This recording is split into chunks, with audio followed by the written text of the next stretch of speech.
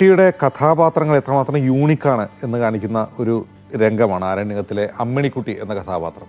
അമ്മിണിക്കുട്ടി എന്ന കഥാപാത്രത്തെ സെലീന എന്ന നടിയാണ് അവതരിപ്പിച്ചത്. അവർ നേരത്തെ നക്ഷത്രങ്ങളിലും ഒരു മികച്ച കഥാപാത്രത്തെ അവതരിപ്പിച്ചിരുന്നു. പിന്നീട് അവരെ മലയാള സിനിമയിൽ അധികം നമ്മൾ കണ്ടിട്ടില്ല. അതായത് ഒരു അഭിനേതാവ് എന്നതല്ല, ആ കഥാപാത്രത്തിന് അഭിനേതാവ് എത്ര അനുയോജ്യനാണ് എന്നുള്ളതാണ് MT സിനിമകളിൽ നമ്മൾ ശ്രദ്ധിക്കേണ്ട മറ്റൊരു പ്രധാനപ്പെട്ട കാര്യം. ആരണ്യകം വളരെ ശ്രദ്ധിക്കപ്പെട്ട MTയുടെ ഒരു തിരക്കഥയാണ്.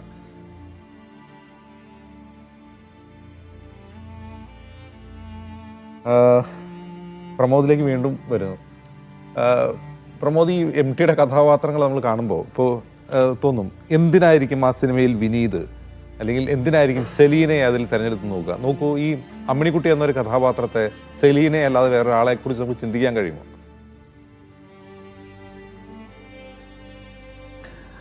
അത് ശരിയാണ്. സെലീന എന്നാണോ സലീമ എന്നാണോ പേര്? സലീമ, സോറി, സലീമ. എനിക്കൊരു സംശയം. സലീമ ശരിയാണ്.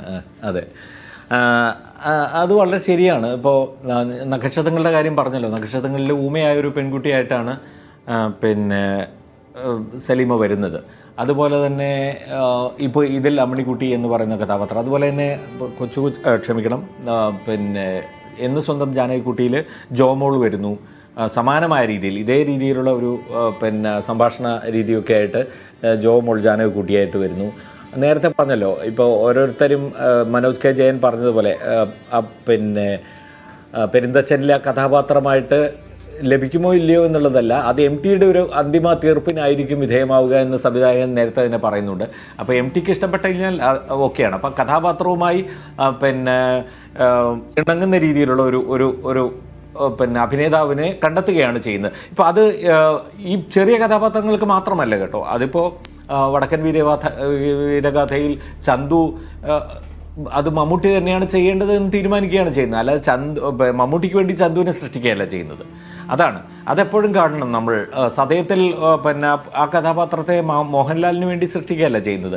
ആ കഥാപാത്രം ചെയ്യാൻ ഏറ്റവും ഉചിതം മോഹൻലാലാണെന്ന് കണ്ടെത്തുകയാണ് ചെയ്യുന്നത്. അപ്പോൾ MTയെ സംബന്ധിച്ചിടത്തോളം അത് യാതൊരു സംശയവുമില്ല ഇത്തരം കാര്യങ്ങളിൽ എന്നുള്ളതാണ്. ഇപ്പോൾ ഒരു ചെറു പുഞ്ചിരി എന്ന് പറയുന്ന സിനിമയിൽ ഒടുവിൽ ഉണ്ണികൃഷ്ണനാണ് പ്രധാന കഥാപാത്രത്തെ അവതരിപ്പിക്കുന്നത്. അത് കൃത്യമായി അതിനുവേണ്ടിയാണ്, ആ കഥാപാത്രവുമായി ചേരുന്ന ഒരു അഭിനേതാവെന്ന നിലയിൽ ആണ് അദ്ദേഹത്തെ അതിൽ കാസ്റ്റ് ചെയ്യുന്നത്. അപ്പോൾ MT അങ്ങനെ ഒരുപാട് നേരത്തെ കുട്ടിയടത്തി വിലാസിനി പറഞ്ഞത് കേട്ടല്ലോ നമ്മൾ. അവർ ഇതുമായിട്ടൊന്നും യാതൊരു ബന്ധവുമില്ലാതിരുന്ന ഒരു സന്ദർഭത്തിലാണ് കുട്ടിയടത്തി എന്ന കഥാപാത്രവുമായി അവരെ കൊണ്ടുവരുന്നത്. അങ്ങനെ MTയുടെ കണ്ടെത്തലുകൾ ധാരാളമുണ്ട്. ഇപ്പോൾ മോനിഷ യഥാർത്ഥത്തിൽ MT തന്നെ കണ്ടെത്തിയ ഒരു താരമായിരുന്നു എന്നാണ് പറയുന്നത്. നമുക്ക് വളരെ നേരത്തെ നഷ്ടപ്പെട്ടു പോയൊരു താരം കൂടിയാണ്. അപ്പോൾ മോനിഷ അതിൽ എന്തൊരു മനോഹരമാണ്. മോനിഷയുടെ കഥാപാത്രത്തിലൂടെയാണ് നക്ഷത്രങ്ങൾ എന്ന സിനിമ, മോനിഷയുടെ കണ്ണുകൾ അതിലൂടെയാണ് അത് പിന്നെ നമുക്ക് അത്രയധികം നമുക്ക് ഹൃദ്യമായി മാറുന്നത്. വിനീതിനൊപ്പം തന്നെ മോനിഷയും കൂടി ഉണ്ടാകുന്നു എന്നുള്ളതാണ്. അപ്പോൾ അതിന് പറ്റുന്ന രീതിയിലുള്ള നടീനടന്മാരെ നിശ്ചയിക്കാൻ MTക്ക് കഴിയുന്നുണ്ട് എന്നുള്ളതാണ്. ഇപ്പോൾ ഇതിൽ ഓർത്തു നോക്കൂ, പിന്നെ ബന്ധനത്തിൽ സുകുമാരൻ വരുന്നത് ഏറ്റവും അധികം പിന്നെ സുകുമാരൻ്റെ ഏറ്റവും മികച്ച കഥാപാത്രങ്ങളിലൊന്നാണ് ബന്ധനത്തിലെ ആ കഥാപാത്രം. അതുപോലെ തന്നെ വാരിക്കുഴിയിലും അദ്ദേഹം തന്നെയാണ് വരുന്നത്. ഇതുപോലെ കഥാപാത്രങ്ങളെ കണ്ടെത്തുന്നത്, കഥാപാത്രങ്ങളെ ആദ്യം നിശ്ചയിക്കുകയും അതിന് ചേരുന്ന രീതിയിലുള്ള അഭിനേതാക്കളെ നിശ്ചയിക്കുകയും ചെയ്യുന്നതിൽ അദ്ദേഹത്തിന് ഒരു സംവിധായകൻ എന്ന നിലയിലും അതുപോലെ തന്നെ തിരക്കഥാകൃത്ത് എന്ന നിലയിലും മറ്റുള്ളവരുടെ മറ്റുള്ളവർ സംവിധാനം ചെയ്യുമ്പോൾ ആ തിരക്കഥാകൃത്ത് എന്ന നിലയിലുള്ള അദ്ദേഹത്തിൻ്റെ റോളും വളരെ പ്രധാനമാണ്. അതിലും അദ്ദേഹം ഒരു വിട്ടുവീഴ്ച ചെയ്യാറില്ല എന്നാണ് ഞാൻ മനസ്സിലാക്കുന്നത്. അവിടെ സംവിധായകന് വിട്ടുകൊടുക്കുകയല്ല ചെയ്യുന്നത്. തൻ്റെ കൂടി പങ്കാളിത്തത്തോടു കൂടി ആ കഥാപാത്രത്തെ അവതരിപ്പിക്കാൻ കഴിയുന്ന ഏറ്റവും മികച്ച അഭിനേതാവിനെ തന്നെ തിരഞ്ഞെടുക്കാൻ അദ്ദേഹം കൂടെ ഉണ്ടാകാറുണ്ട് എന്ന് തന്നെയാണ് നമുക്ക് മനസ്സിലാക്കാൻ കഴിയുന്നത്. അതൊക്കെ അദ്ദേഹത്തിൻ്റെ സർഗപ്രവർത്തനത്തിൻ്റെ ഭാഗമാണ്. അല്ലാതെ അതിനകത്ത് വേറൊരു താല്പര്യവും അദ്ദേഹത്തിൽ പ്രവർത്തിക്കുന്നില്ല എന്ന് നമ്മൾ കാണണം. ഒരു തരത്തിലുള്ള താല്പര്യം അടുപ്പമോ അല്ലെങ്കിൽ അതുകൊണ്ടാണ് മറ്റൊരു ഭാഷയിൽ മമ്മൂട്ടി ഇന്നലെ ഫേസ്ബുക്കിൽ പറയുന്നത്, MT എന്നെ കണ്ടെത്തുകയായിരുന്നില്ല, ഞാൻ MTയെ തേടി പിടിക്കുകയായിരുന്നു എന്ന് പറയും. അത് വളരെ ശരിയാണ്. അത് വളരെ ശരിയാണ്. വിൽക്കാനുണ്ട് സ്വപ്നങ്ങൾ എന്ന സിനിമയിൽ ഒരു ചെറിയ റോളിൽ വന്ന് പോകുന്ന മമ്മൂട്ടിയെ നമുക്ക് കാണാമല്ലോ. വളരെ ചെറിയൊരു റോള്, ഒരു സീനിൽ. അത് മമ്മൂട്ടിയെ അതൊരു MTയിലേക്ക് എത്തലായിരുന്നു. മമ്മൂട്ടിയെ സംബന്ധിച്ചിടത്തോളം MTയിലേക്ക് എത്തലായിരുന്നു.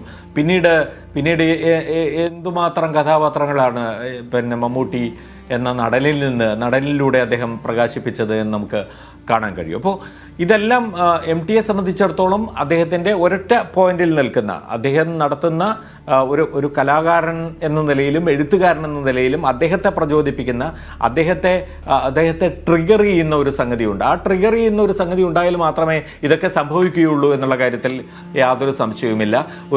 ഏത് കാര്യത്തിൻ്റെയും ഒരു മറുവശം ആലോചിക്കുക, അല്ലെങ്കിൽ അതിൻ്റെ പരിസരത്തെക്കുറിച്ച് ചിന്തിക്കുക, തിരിച്ചിടുക തുടങ്ങിയ ജോലികൾ അദ്ദേഹം ചെയ്യുന്നു എന്നുള്ളതാണ്. അതിലൂടെ ഉണ്ടാകുന്ന ഒരു പുതിയ കാഴ്ചയിലേക്ക് എത്തിക്കുക എന്നതാണ് ഏത് കഥയെയും.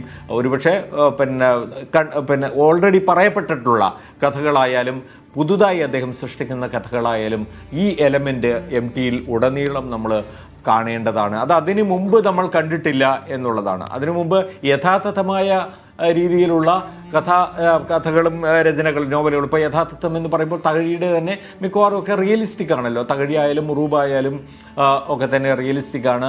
SK അതിനേക്കാൾ റിയലിസ്റ്റിക് ആയിരുന്നു.